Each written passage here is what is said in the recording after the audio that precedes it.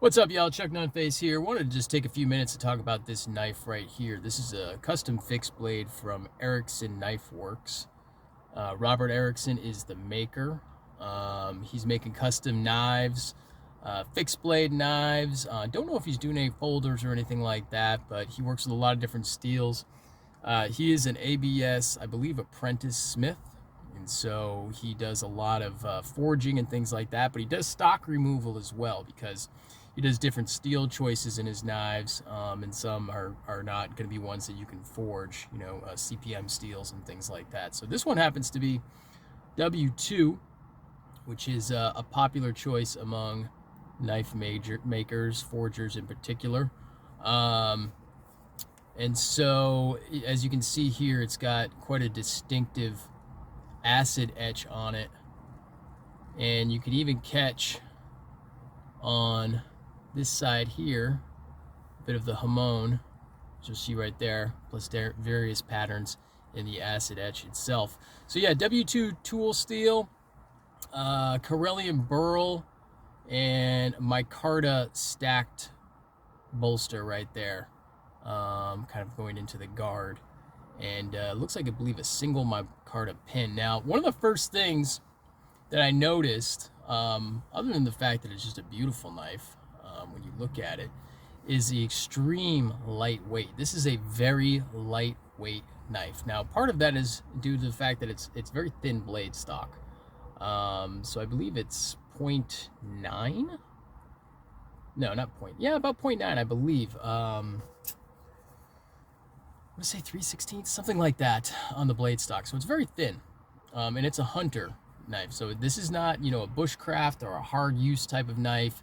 Now I'm sure it can be pressed into a carving roll or something like that, but that's not its intended purpose. So its intended purpose is as a utility knife, a hunting knife, things like that. So not something that you're going to want to, I wouldn't think, doing a whole lot of batoning with, just based on the construction. So it is that single pin construction, thinner blade stock, but also the fact that it is not a full tang knife. So it's about a 3/4 tang, and it's tapered as well. Actually, I Instagram messaged the maker on it. I was commenting about the weight. I said it's super light.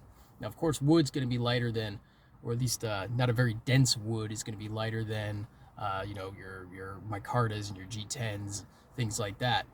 But also the tang, like I say, it's about a 3/4 tang, goes to about right there in the knife, and a single pin, and it's skeletonized as well, and it's also tapered. So it's going to taper in, and it's also going to thin out as you go down. So it has a distal taper as well. So it's a very light knife, very easy in the hand. Now the handle is rather large, but that's certainly going to accommodate people with, I have medium-sized hands. It's going to accommodate people with larger hands.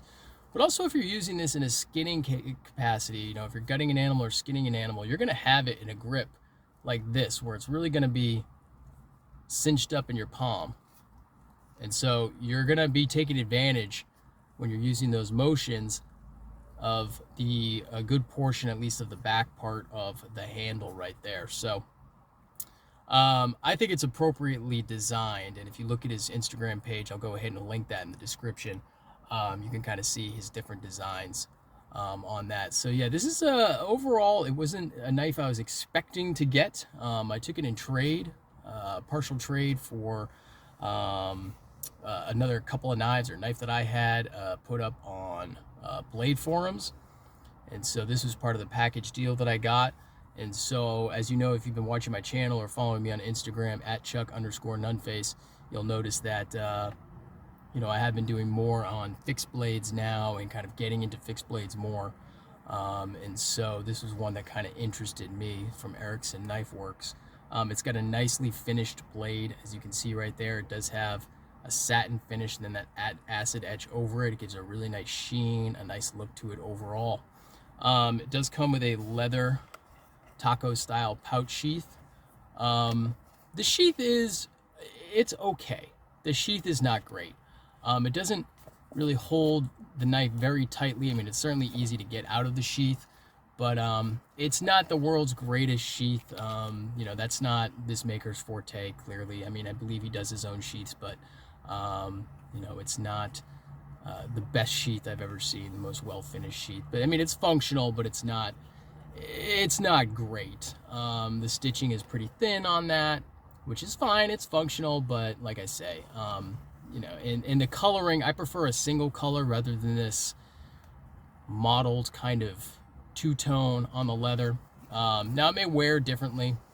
You don't buy it for the sheath though. You're getting it for the knife, and if the knife is something that interests you, you can always have another sheath made, whether it's a custom leather sheath or Kydex sheath. I mean, there's plenty of people out there that make sheaths. So while the sheath's not great, it is functional enough on the knife. The only thing that I would say that would be a flaw on this knife, and it's not going to come out on camera, is just, you know, I have to do this selfie cam in the car here, but it's just the edge right here is not really finished all that perfectly, all that evenly at the tip.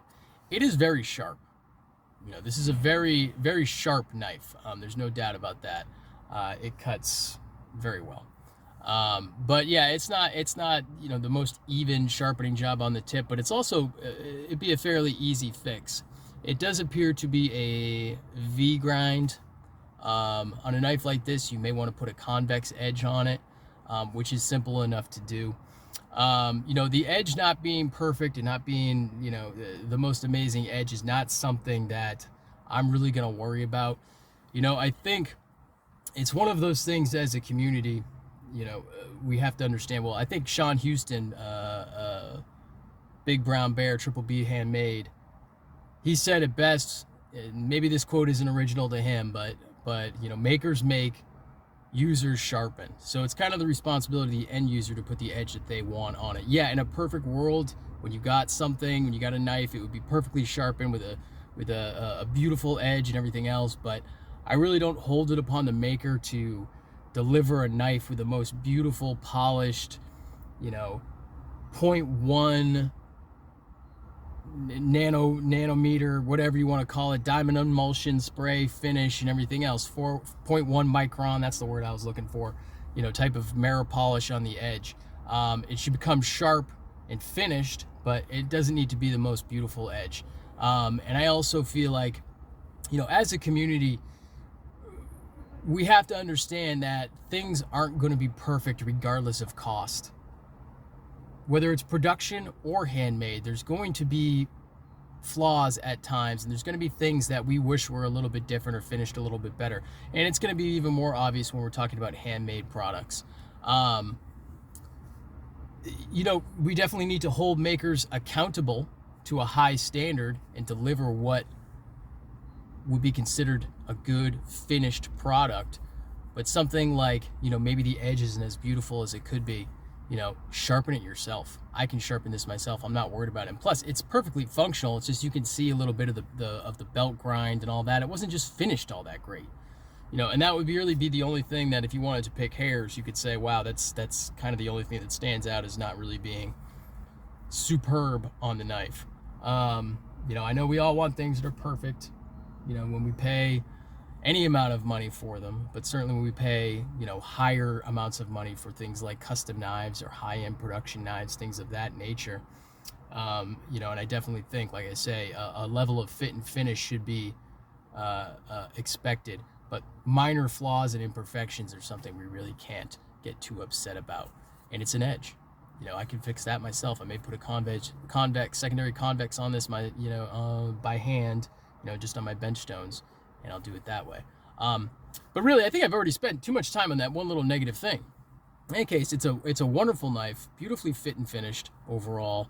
Feels great in the hand, excellent ergos, looks pretty damn sexy, and it's definitely a maker you should check out. Erickson Knifeworks. I'll go ahead, like I said, and link him in the description to his Instagram, and go ahead and check him out sometime.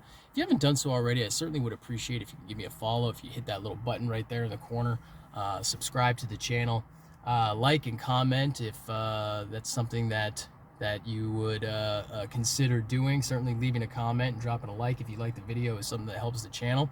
Give me a follow on Instagram at Chuck_Nunface, and stay tuned for more stuff. Peace.